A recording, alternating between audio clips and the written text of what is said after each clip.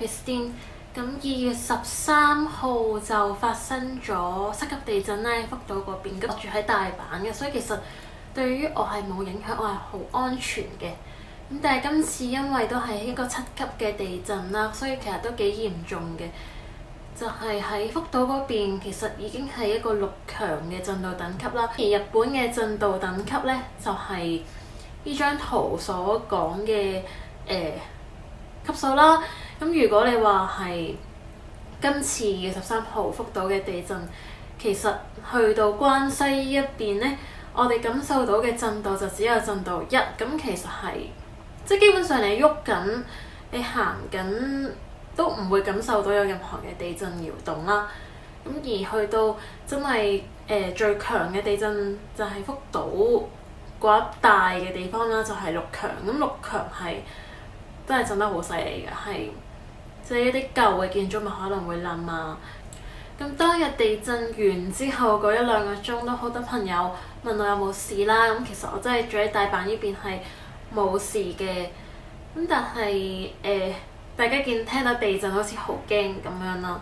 日本其實每一日都會地震啦，咁就係頭先所講嘅地震1啊、2啊嗰啲程度，基本上每一日都會發生嘅。如果成個日本嚟計啦，咁可能每一日有3至5個地方咁樣發生1級、2級，唔係震度1、震度2嘅地震係好小事啦。而個級數可能有陣時都去到4、5級都唔定嘅。係今次佢嗰個震度等級比較高，所以大家亦都會開始驚啦。個位置嚟講就咁啱喺福島嗰邊，咁所以亦都會勾起大家10年前嘅回憶，咁都會越嚟越驚啊。同埋喺啲 Twitter 上面都有即係大家都揾翻以前啲資料出嚟啦，就係話2011年嘅311地震同埋2016年嘅熊本大地震都係喺嗰個本震發生之前嘅2日就發生咗一次大概同今次差唔多程度嘅地震啦。咁所以大家都會驚會唔會2日後就會有個大地震呢？咁過咗2日我哋係冇事嘅，係暫時安全嘅。但其實地震幾時發生係冇人知啦。咁所以有備無患都係一個好重要嘅事啦。準備咗個地震包，咁呢啲地震包其實係喺你上樂天啊或者 Amazon 嗰度係可以買到一個現成已經幫你準備好嘅地震包啦。你自己再需要擺翻自己啲底衫褲啊或者藥物落去就已經係 OK 㗎啦。咁但係睇完一輪之後，發覺好似我屋企嘅嘢都足夠俾我去製造一個防災包。頭先講地震包係防災包啦，咁所以我就自己整咗啦。咁我哋而家打開嚟睇下入邊有啲咩先啦。其實都已經係裝到滿滿㗎啦，所以而家呢個重量係我可以負載嘅重量，但係入邊係咪一個合格嘅防災包呢？我都唔係有咁 sure。好，而家拎晒出嚟先。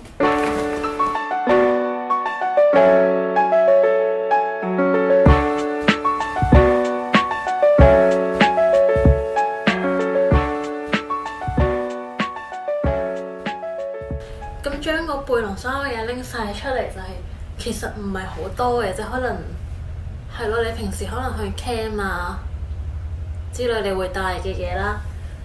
咁當中最重要嘅就係水啦，咁水係好重要，其實2支係或者太少都唔頂，但係你亦都要去考慮到究竟我可以孭到幾多嘢啦，同埋你到時你真係去到要離開屋企避難嘅話，你可以拎到幾多嘢？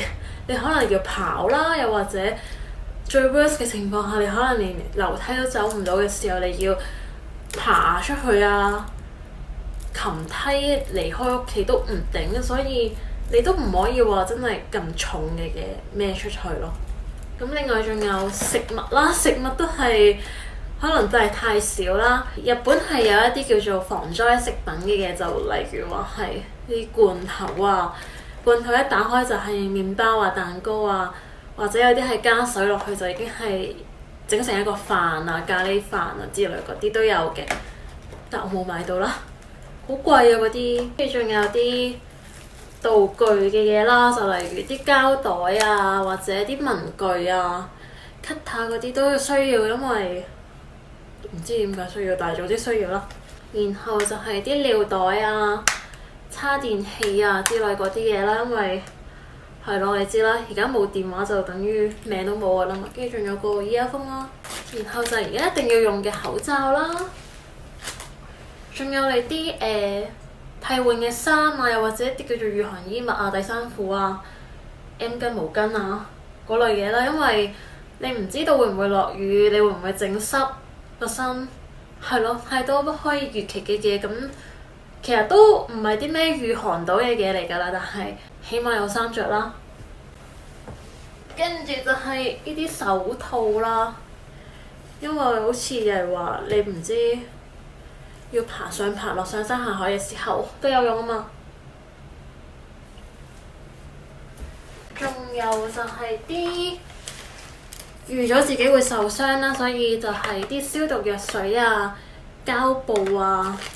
咁當然如果你上網睇啲街咧，係叫你帶繃帶啊、三角巾啊嗰類嘅，跟住藥啊，同埋暖包啦。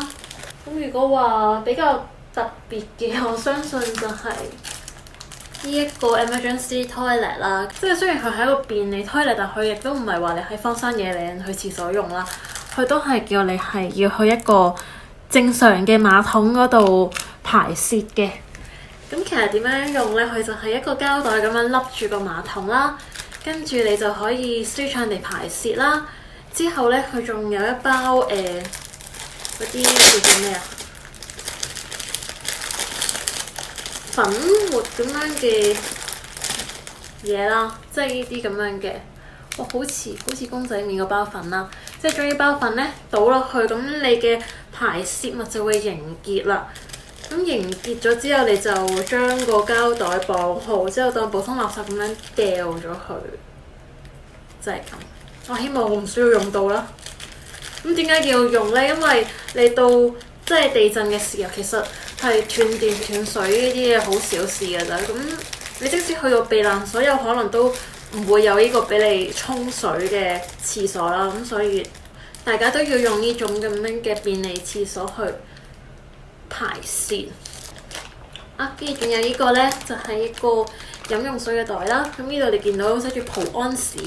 咁其實呢個袋同埋頭先嗰個便利廁所呢，都係我搬去姆賓，即係東京迪士尼嗰邊嘅時候，個市役所送俾我嘅，即係一個防災包咁樣嘅嘢啦。所以我就有呢啲嘢，我就覺得唔需要特登再去買個防災包啦。然後呢，每年你住嗰個市，佢都會派一本咁樣嘅嘢俾你，就擺落嚟嘅郵箱嗰度嘅。咁我而家呢本就係一個大阪市嘅防災指南啦，跟住亦都會有講到呢，你住嗰個地區究竟有幾大可能發生地震啦，同埋會發生邊一種嘅地震啦。咁當中大阪市去想定咗會發生嘅呢，就係最嚴重嘅一個，唔知大家有冇聽過，但係喺日本就流傳咗好多年，即係好多預言啊，又或者一啲地震預測啊，都會有講過呢一個地震嘅，就係南海大地震啦。咁其實距今已經差唔多好似70幾年冇發生過㗎啦，所以就話預期今後嘅30年內佢會發生嘅可能性係70至80% 嘅。因為根據以往嘅有地震嘅記錄啦，就係每個大概100年左右就會發生一次呢個南海大地震。咁而佢嗰個發生嘅巨大地震呢，亦都係 M9嘅地震啦，同當年311嘅東日本大地震係同一個 level 嘅地震啦，所以佢想定咗嗰個災情都好嚴重嘅，佢想定咗個死者數會係13萬人啦。咁，即係雖然係一個好嚴重嘅地震，但係真係睇完都會覺得避唔到，因為其實地殼移動就係一個好實在嘅事，地殼係一定會移動嘅。咁另外都會有講到你喺屋企嘅安全對策要點啦，同埋發生地震嘅時候你要點樣走啊？即係屋企安全嘅話，你就要留喺屋企啦。如果屋企係唔安全嘅，你先好去避難所啦。雖然好似好薄咁樣，但係其實呢本嘢都係有用嘅，就放埋落去個防災包嗰度啦。咁呢度呢，就係我嘅防災包啊。雖然睇落好似好少嘢咁樣啦，但係其實放完落個背囊嗰度已經係擠滿咁滯㗎啦。咁如果你話要再去準備得好啲，再萬全啲嘅話，可能人哋就會帶埋個收音機啊、野餐墊啊、雨褸啊，如果有睡袋嘅話就更加好啦。仲有啲蠟燭啊、打火機啊，仲有啲咩啊？拖鞋啊、充氣枕頭啊，嗰類型嘅嘢都會放埋落去嘅。咁呢個就視乎你孭到幾多嘢啦，同埋係咯，你個袋有幾多空間啦。咁當然我都唔希望我有需要用到呢個防災包啦。咁但係都叫做整咗出嚟之後擺喺屋企看門口，就係咯，有咩事嘅時候起碼我都有個背囊走啊。而今次去福島嗰邊都用1個鐘頭以內就開咗嗰個避難所，而佢嗰個避難所嘅形式就比以往好啦。咁因為考慮到而家嗰個肺炎嘅問題，佢就會係一個個好似露營咁樣搭咗俾你啦。咁佢嗰個空間你都見到，以前可能你係一個災區嘅時候，大家都係人貼人咁樣，總之入到去就叫做比較安全啦。但係你而家人與人之間你要保持一個距離嘅時候，佢可以容納到嘅人數都少咗好多啦。所以你真係要留俾有需要嘅人。我哋可以做到嘅就係喺屋企準備一個相當充足嘅物資，自己喺屋企都可以生存落去嘅，咁係最理想啦。咁不過你都預期唔到，因為始終你地震嘅時候有好多都係二次災難，你唔係因為地震而震爛你間屋啊，但係你可能你係隔離屋，又或者邊度附近有火災之類嗰啲啦，你真係冇得唔走嘅時候，你都係要走嘅。咁所以你準備咗始終好過你乜都冇。而我都好多朋友喺2月13號嗰日問我有冇呢樣嘢啦，咁而家有啦，大家唔使擔心。而屋企亦都有好充足嘅糧食，同埋2月13號之後，可能大家上網啊或者用 Twitter 嘅人都會見到點解你哋地震都可以拍片拍出嗰個當時地震嘅情況呢？咁其實我都答你唔到，可能當時大家已經係確保咗自己喺屋企係安全嘅，或者嗰個空間係安全嘅，所以會去拍片啦。同埋你要拍一個地震嘅情況，其實唔需要好爭分奪秒，因為如果你咁強烈嘅地震呢，佢係會搖足你幾分鐘，即係前後左右咁樣搖，係搖到你暈，佢都未停嘅。即係如果你真係一個地震嘅情況下，你要拍當時嘅情況係唔係話真係咁難嘅，只要你手頭上有部電話嘅話。咁而今次去福島縣震完之後嗰一日，和歌山嗰邊又有一個4級嘅地震啦。咁電視就係影咗和歌山嗰個市政府開會嘅時候，啲燈係咁跌晒落嚟啦。咁其實震到4，你都見到係可以好嚴重嘅一個地震啦。咁我自己體驗過嘅都只係有震到4啦。你話再強嘅地震已經冇感受過啦。講起嗰個地震速報呢，究竟係咪真係咁有用呢？都真係我有保留啦。因為今次和歌山地震嘅話，大阪佢都有響到地震速報，就係話會有震到3嘅地震嚟緊啦。咁而佢響嘅一刻呢，佢就會寫話地震將會於30秒後到達。30秒係30秒，你可以做到啲咩？如果你話你喺屋企嘅，你可能都仲可以匿入台底或者匿去一個安全嘅地方嗰度啦。但係當你喺街上面啊，又或者你搭緊地鐵，30秒後嘅地震嚟嘅時候，你乜嘢都做唔到。可能我住喺日本，又或者其他住喺日本嘅人都會準備一個地震包啦。咁但係如果你話你嚟日本旅行嘅，你冇可能會準備個地震包噶嘛。首先你唔會拎住個便利胎嚟四圍走先啦，係咪？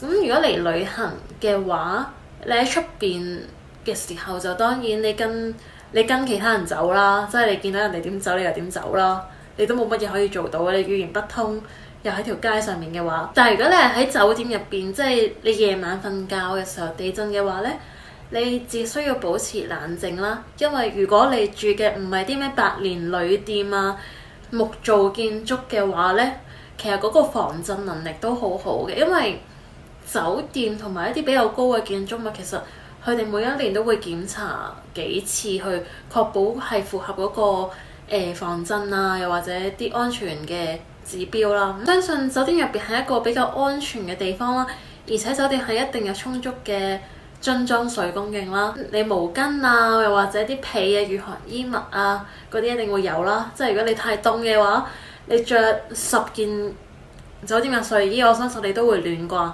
咁而食物方面亦都係啦，你酒店有餐廳嘅，佢一定會有食物嘅存貨。而酒店亦都唔會話因為地震所以所有人可以放工翻屋企，反而係所有員工佢都翻唔到屋企，佢要嚟服侍你哋班客人啦，要去安撫你哋班客人啦。所以酒店係一個安全嘅地方嚟，大家嚟旅行都唔需要太驚嘅。地震幾時發生都唔知，你又唔會話因為地震而唔嚟日本旅行啩。所以我覺得都冇乜你話點樣去驚呢件事發生啦，因為即係好似世界末日咁樣，同你講聽日世界末日，你係咪真係乜都唔做啊？又唔係噶嘛。即係雖然我都有諗過，如果聽日大地震嘅話，我仲應唔應該而家工作呢？但係諗完一輪，啲嘢又到 deadline 啦，咁你都係要做噶啦。雖然即係好唔想有地震發生，我亦都覺得自己冇乜呢個求生技能啦。但係咯，你樂觀面對，去冷靜啲去應對所有嘅事情，咁樣就冇事噶啦。好啦，拜拜，我又要將啲嘢執翻落去個背囊嗰度啦。記得 like 同埋 subscribe 個 channel啊！